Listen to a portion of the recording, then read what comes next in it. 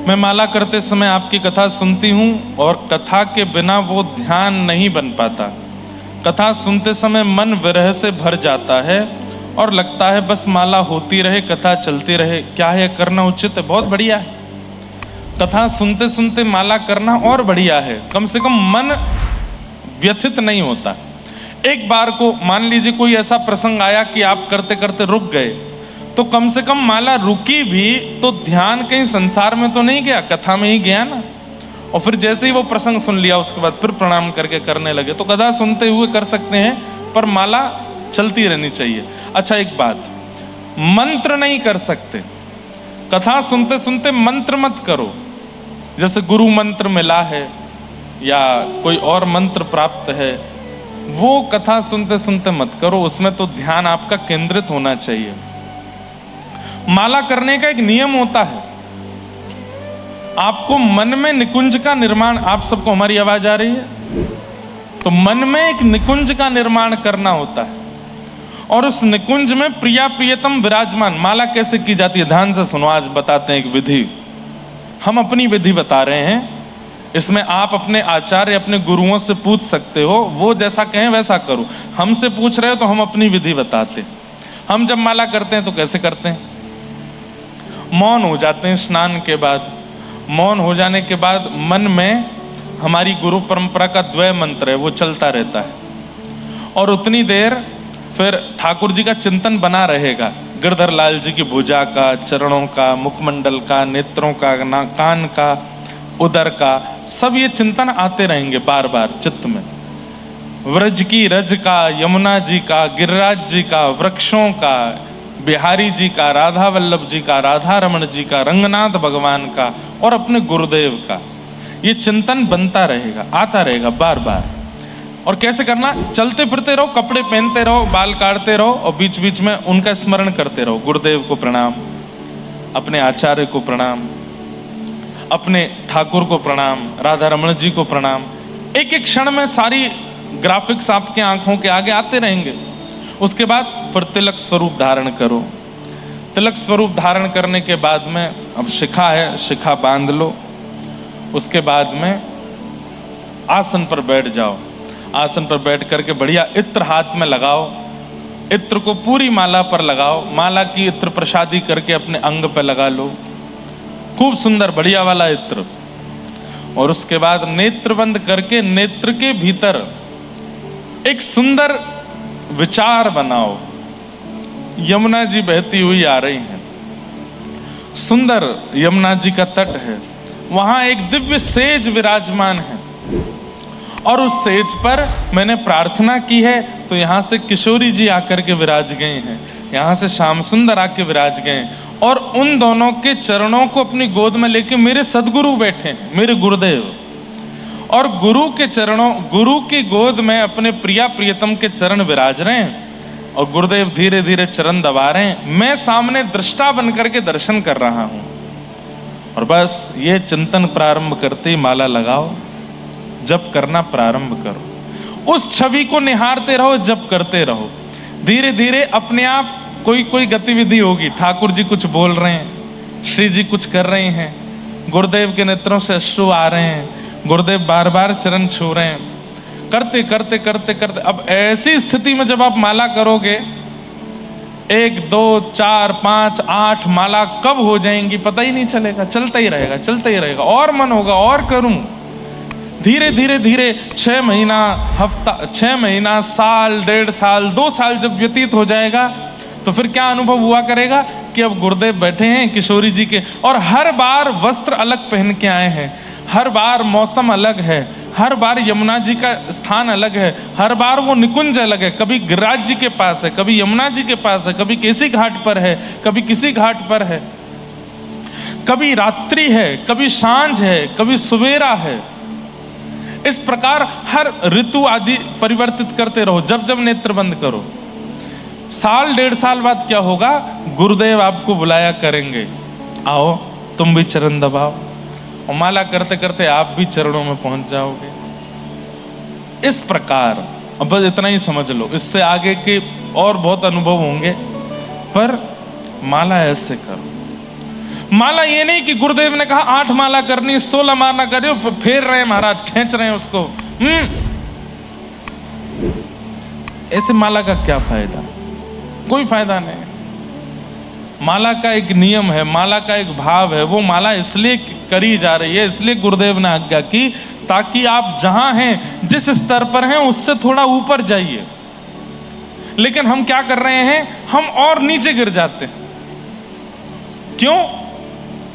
केवल उसको एक नियम मान करके करते हैं। नियम नहीं है वो। और जब तक माला नियम लग रही है, जब तक नाम नियम लग रहा है, जब तक ठाकुर सेवा नियम लग रहा है, मत करिए उसको।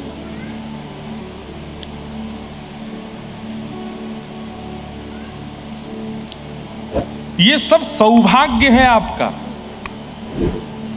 भाई, विवाह के बाद जो गृहिणी है वो मांग का सिंदूर जबरदस्ती लगाती है, मन नहीं होता।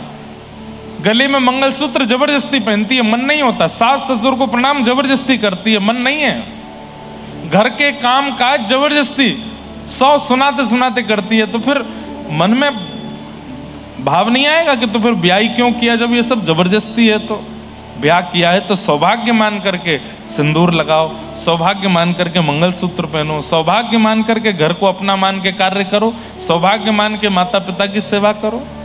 ठीक वैसे ही भगवान नाम भी एक सौभाग्यवती नारी की तरह करना चाहिए। वो सौभाग्य मानिए कि मैं तिलक धारण करूं, सौभाग्य मानिए कि मैं कंठी पहनूं, सौभाग्य मानिए कि मैं ठाकुर जी की सेवा करूं, सौभाग्य मानिए कि मैं नाम जप करूं। वो सौभाग्य लगना चाहिए। वो भार अगर लग रहा है तो मैं तो सलाह दूंगा 1-2 हफ्ते के लिए नाम मत करिए। जब तक भार लगे, जिस दिन भार लगे, आसन पर बैठ के लगे कि बहुत जल्दी में हूं और मुझसे हो नहीं पाएगा, मत करिए। इससे अच्छा तो करो मत। जब समय हो तब करो। पर यह भी एक गलत बात है कि हम ठाकुर जी के लिए समय नहीं निकाल पा रहे। कैसे भी करो करो। अच्छा, हमने अपने आचार्य चरण से पूछा, कई बार हमारे नियम नहीं बन पाते, हमारा नियम नहीं हो पाता, तो हमने अपने आचार्य चरण से पूछा कि हम क्या करें। व्यस्तता इतनी ज्यादा। इस बार उल्लासनगर में बहुत आराम कर रहा हूं मैं, नहीं तो दुनिया में अब जीने देते नहीं हमको लोग।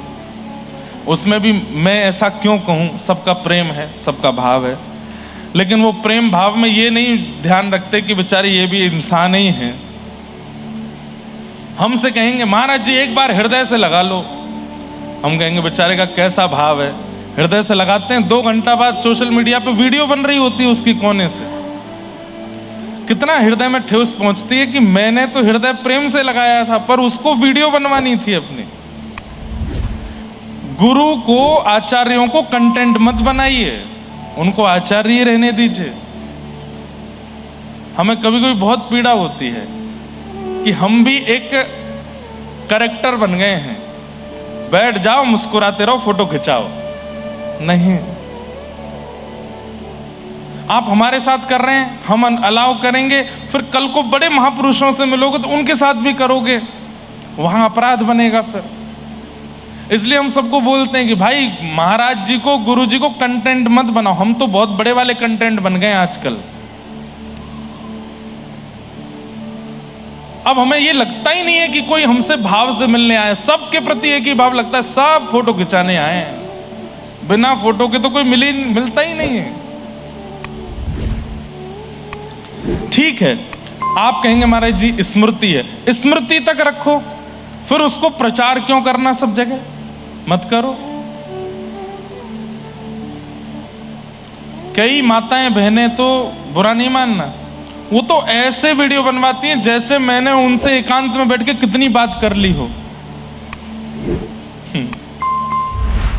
बाद में मुझे देख करके लगता है अरे राम, ये तो ऐसा लग रहा है कि 2 घंटा इनसे जो है गुफ्तगू की है मैंने। डर के मारे हम कई बार तो सोशल मीडिया खोलते नहीं, पता नहीं क्या डला होगा, आज क्या डल गया होगा, आज कहां से क्या डाल दिया होगा। ऐसा नहीं करो। तो भैया कुछ भाव हम अपने मन के कहते हैं, इनका ध्यान रखा करो। माला का नियम बताते हैं, नाम का नियम बताते हैं, मानसी का नियम बताते हैं। और एक बात, सब चीज भूल जाइएगा, लेकिन एक बात याद रखिएगा, मानसी में गुरुदेव के साथ ही जाना है। ये चिंतन जब भी करना है गुरुदेव के साथ ही करना है, बिना गुरु के मत जाइएगा। गोपियां रास में बिना किशोरी जी के चली गई, इसीलिए ठाकुर जी अंतर ध्यान हो गए थे। इसलिए अपनी गुरु के साथ ही रास में, गुरु के साथ ही मानसी में प्रवेश करो। चिंतन जब भी करो अपने गुरुदेव को आगे रखो। और गुरु दीक्षा नहीं हुई है तो जिनके प्रति बहुत समर्पण है उनको गुरु मान के उनको आगे रखो। उससे क्या होगा, हमारा चित्त विकार युक्त है। आप करके देख लेना, बिना गुरु के मानसी में जाके देखना, थोड़ी देर बाद में ही वो दिखेगा जो नहीं दिखना चाहिए। लेकिन गुरु के साथ जाओगे तो मन को एक भय बना रहेगा, गुरुदेव खड़े हैं आगे, कुछ गलत चिंतन नहीं करना, कुछ गलत चिंतन नहीं करना। और सुनो, गुरुदेव के बाद भी अगर गलत चिंतन बन जाता है तो 6 महीना के लिए पॉज ले लो, मानसी में ही मत जाओ। अपना आचरण शुद्ध करो, भोजन शुद्ध करो, अन्न शुद्ध करो, विचार शुद्ध करो, उसके बाद जाओ। हमारे यहां मानसी सेवा को बहुत बड़ी प्रणाली माना गया है। प्रत्यक्ष सेवा से ज्यादा लाभकारी मानसी सेवा है। तो जिन बहन जी का ये भाव है कि वो कथा सुनते हुए माला करती हैं, अच्छी बात है, चिंतन करते हुए करो।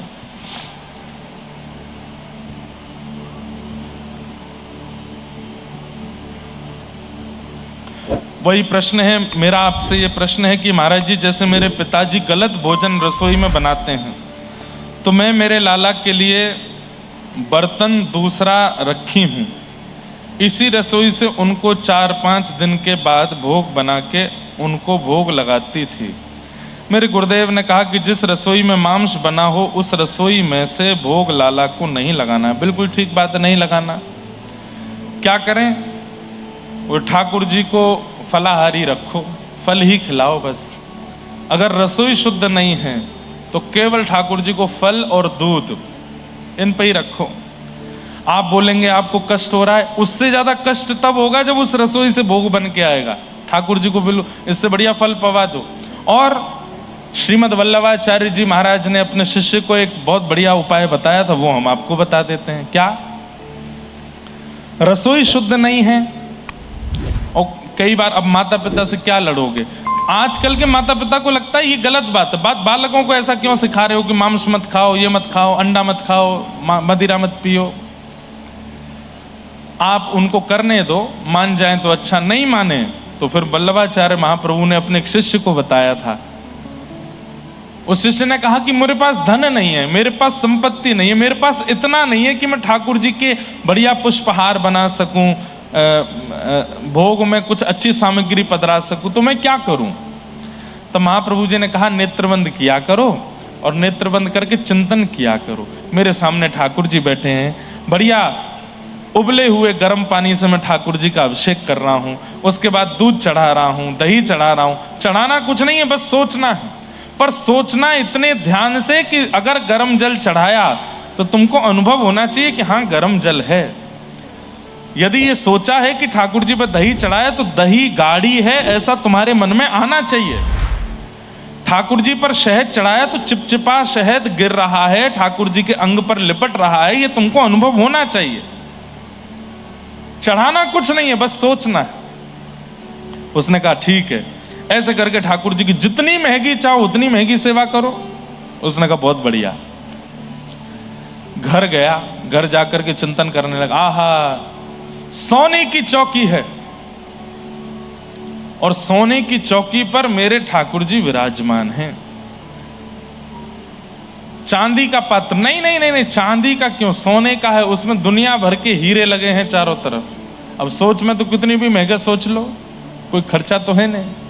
बीच में मेरे ठाकुर जी बैठे हैं, सोने में मढ़ा हुआ शंख है, उसमें बढ़िया ताता जल, थोड़ा उष्ण जल मैंने ठाकुर जी के ऊपर डाला है।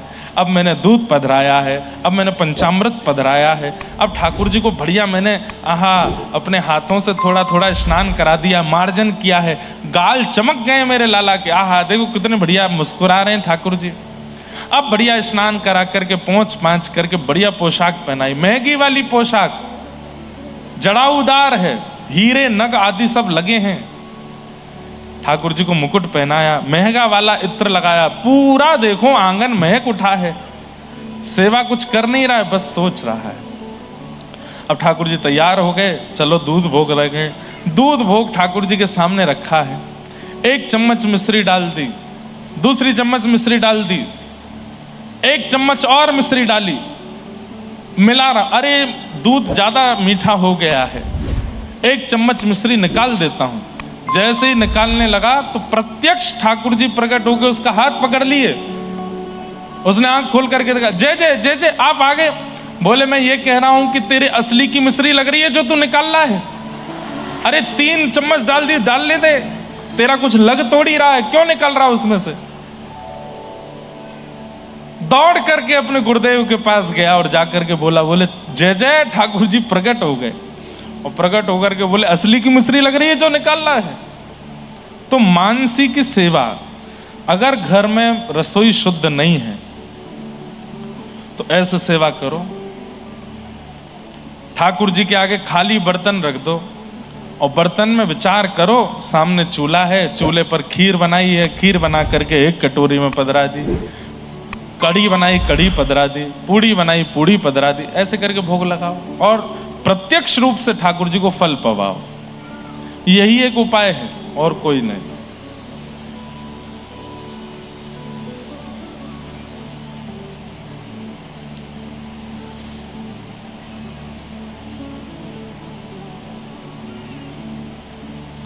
किसी को दीक्षा लेनी है पर उनकी भी यही बात है कि घर में परिवार में मांस का सेवन करते हैं, सात्विकता नहीं है, तो क्या मैं दीक्षा ले सकती हूं? क्या ठाकुर जी हमें स्वीकारेंगे? ले तो सकते हैं, लेकिन आप जीवन में कभी सेवन मत करिएगा। और जैसे एक बहन जी को बताया वैसे ये भैया भी उसी प्रकार का भाव रखें। आपने कल कथा में कहा था कि विरह चाहिए तो स्वयं कर, तो अगर ठाकुर जी ने दी तो तोड़ देंगे, परंतु अगर हमें टूटने की इच्छा हो तो कान्हा जी के प्रेम और विरह में कैसे प्राप्त करें? उस विरह को कल हमने इस विषय पर बहुत चर्चा की थी। अब विरह की चर्चा आज नहीं करेंगे, आज लाल जी का जन्मोत्सव है। देखिए तीसरी पर्ची। मेरा आपसे यह प्रश्न है महाराज जी कि मेरे पिताजी गलत भोजन करते हैं, सबके एक ही बात है, क्या करें बताओ? मतलब मांस कितना प्रिय है लोगों को, सोच करके मुझे डर लगता है। किन्हीं का भाव है कि गुरु जी मेरा विवाह होने वाला है, वह लोग पुष्टि मार्ग के संप्रदाय से हैं, परंतु मैंने मन से आपको गुरु माना है, मुझे आपसे ही दीक्षा लेनी है। मेरे होने वाले पति को आपसे दीक्षा लूं, उसमें वो राजी हैं, परंतु ससुराल के लोग बोले रहे हैं कि उनके ही संप्रदाय में दीक्षा लें। कोई बुराई नहीं है इसमें, आप हमें शिक्षा गुरु मान लीजिए और हम शिक्षा गुरु ही हैं। दीक्षा तो हम देने लगे क्योंकि बहुत बालकों का मन होने लगा था। बाकी आप किसी भी परंपरा में दीक्षा लीजिए, अगर और पुष्टि मार्गीय हो या गौड़िया वैष्णव हो, रामानंदी हो, वैष्णव कोई भी संप्रदाय से आप दीक्षा ले लीजिए, कोई दिक्कत नहीं है। हमारे प्रति भाव है, आप हमको शिक्षा गुरु मान लीजिए, हम आपको समय समय पर कथा सुनाते रहेंगे। अब आप हमसे दीक्षा ले लो, घर में उल्टे कलेश हो जाएं ब्याह के बाद, क्या फायदा ऐसी दीक्षा का? तो ऐसी दीक्षा मत लो, वहीं दीक्षा लो जहां आपके घर वाले चाह रहे हैं और बढ़िया रहेगा।